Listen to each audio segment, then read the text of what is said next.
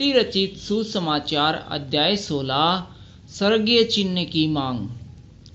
फरीसियों और सदूकियों ने पास आकर उसे परखने के लिए उससे कहा, हमें स्वर्ग का कोई चिन्ह दिखा। उसने उनको उत्तर दिया, सांझ को तुम कहते हो मौसम अच्छा रहेगा क्योंकि आकाश लाल है, और भोर को कहते हो आज आंधी आएगी क्योंकि आकाश लाल और धूमिल है। तुम आकाश के लक्षण देखकर उसका भेद बता सकते हो, पर समय के चिन्हों का भेद क्यों नहीं बता सकते। इस युग के बुरे और व्यभिचारी लोग चिन्ह ढूंढते हैं, पर योना के चिन्ह को छोड़कर उन्हें और कोई चिन्ह न दिया जाएगा, और वह उन्हें छोड़कर चला गया। फरीसियों और सदूकियों की शिक्षा का खमीर। चेले झील के उस पार पहुंचे, पर वे रोटी लेना भूल गए।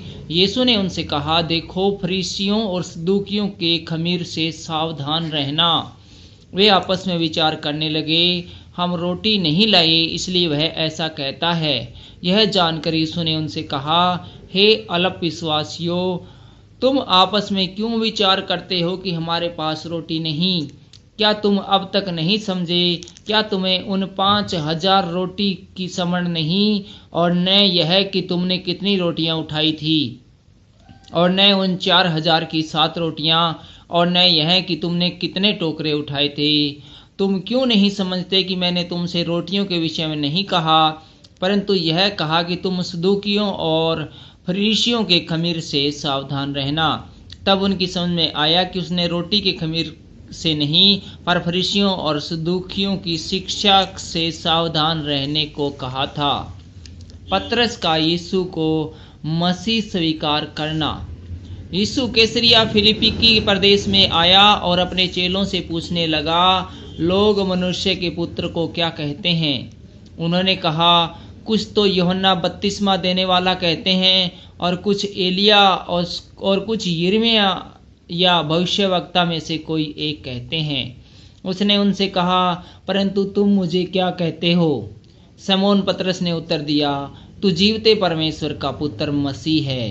यीशु ने उनको उत्तर दिया, हे शमौन, योना के पुत्र, तू धन्य है, क्योंकि मांस और लहू ने नहीं, परंतु मेरे पिता ने जो स्वर्ग में है यह बात तुझ पर प्रकट की है। और मैं भी तुझसे कहता हूँ कि तू पतरस है, और मैं इस पत्थर पर अपनी कलीसियाँ बनाऊंगा, और अधोलोक के फाटक उस पर प्रबल न होंगे। मैं तुझे स्वर्ग के राज्य की कुंजी दूंगा, और जो कुछ तू पृथ्वी पर बांधेगा वह स्वर्ग में बंधेगा, और जो कुछ तू पृथ्वी पर खोलेगा वह स्वर्ग में खुलेगा। तब उसने चेलों को चिताया कि किसी से न कहना कि मैं मसीह हूँ। अपनी मृत्यु के विषय में यीशु की भविष्यवाणी।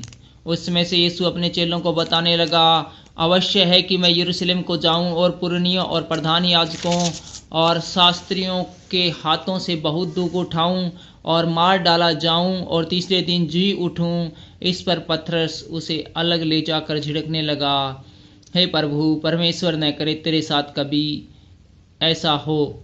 उसने मुड़कर पतरस से कहा, हे शैतान, मेरे सामने से दूर हो, तू मेरे लिए ठोकर का कारण है, क्योंकि तू परमेश्वर की बातों पर नहीं परंतु मनुष्य की बातों पर मन लगाता है।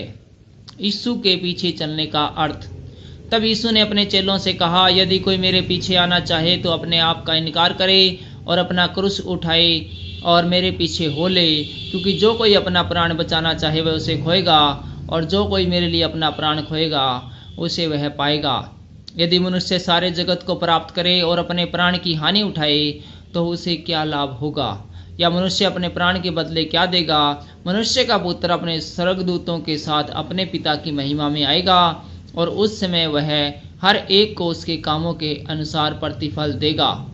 मैं तुमसे सच कहता हूँ कि जो यहाँ खड़े हैं उनमें से कुछ ऐसे हैं कि वे जब तक मनुष्य के पुत्र को उसके राज्य में आते हुए देख न लेंगे तब तक मृत्यु का स्वाद कभी न चखेंगे। Thank you.